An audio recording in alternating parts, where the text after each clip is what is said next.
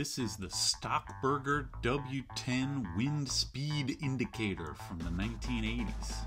It's a small plastic thing that you hold up to measure the wind speed. Made in Germany, but it's got a US patent number. It has a hole on the back for the wind to go in, and another one on the side where it can come back out. That says W10 in the middle. The little pointer points out the speed in 4 different units. Ms, come here. I bought this thing in coastal Belgium. The day I arrived, I was tired out of my mind, but I didn't want to go to sleep, so I just walked out of my hotel looking for something interesting, and I found a giant sidewalk sale. The lady selling this thing didn't really know what it was, and neither did I, but she called over her husband to explain that it measures the wind. I hardly cared, because I was fixated on the original leather case with belt loop. It's pretty hard to find anything about this device online. They must not have made very many of them. I found random photos with some small design variations. Here's one with the original cardboard box, but not really much to go on. And I don't really know anything about wind measurement, but the picture that comes to my mind is this thing. This is called an anemometer. The wind blows the little cups and they spin, and then you measure how fast it's spinning. They make handheld digital ones too. The thing spins and it tells you how fast. But this one can't be that same design, right? I mean, there can't really be a furiously spinning little thing inside here, because the readout is this gently moving needle. So this W10 must be a totally different design. This old thing is called the cup anemometer, which seems like a good name to me. But there's tons of other types of anemometers. Look at what the Wikipedia showed me. The cup anemometer, the vein anemometer, the hot wire anemometer, the laser Doppler anemometer, the pressure plate anemometer, the ultrasonic anemometer, the acoustic resonance anemometer, the Pitot static tube anemometer. And this thing is none of those.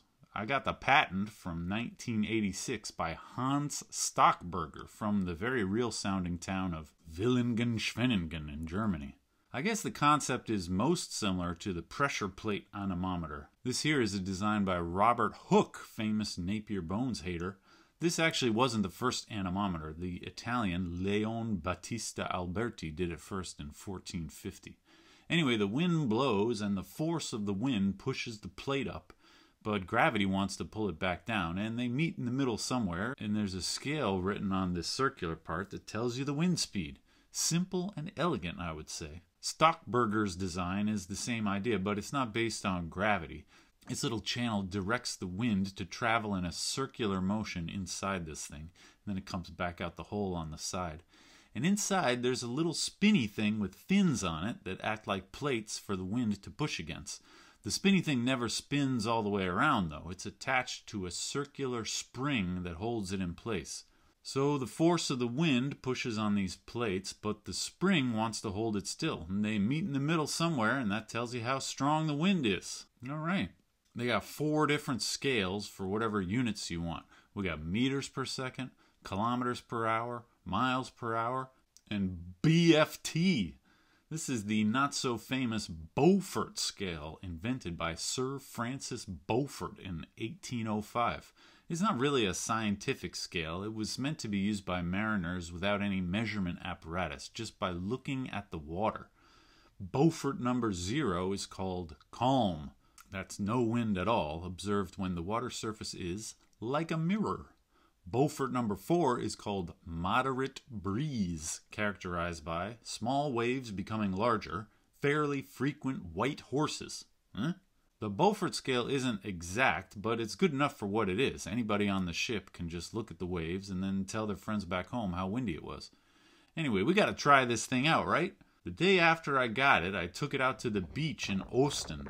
Thanks for my friend Ning's TikTok-style vertical camera work. It took me a while to figure out what I was doing, but eventually I got a reading of about 30 kilometers per hour. How fast is that? I don't really know, but it seemed pretty windy out there, so I was surprised to see it so low on the dial. This reading is around Beaufort scale 4 or 5, which is moderate or fresh breeze, which I suppose sounds about right. Ordinary wind on land isn't really going to max out the scale here.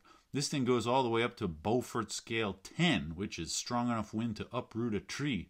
So this is really only meant for strong wind. Like somebody on a boat, they're not interested in measuring really slight winds anyway. They didn't even bother making it accurate at low levels. See, 0 isn't even on any of these scales. Once I got back home, I took this thing out in the car. First I went out on the highway. My wife was driving 60 miles per hour, which is the top of the scale on this thing. And it went all the way up, so that checks out, I guess. Then we went on a normal road, driving 35 miles per hour. The thing registers between 35 and 40, which seems pretty good to me. Big thanks to my wife for driving. I said, now honey, gotta keep it at 35. This is important. This is for YouTube. She didn't say anything, but I could see it in her eyes. Moderate breeze.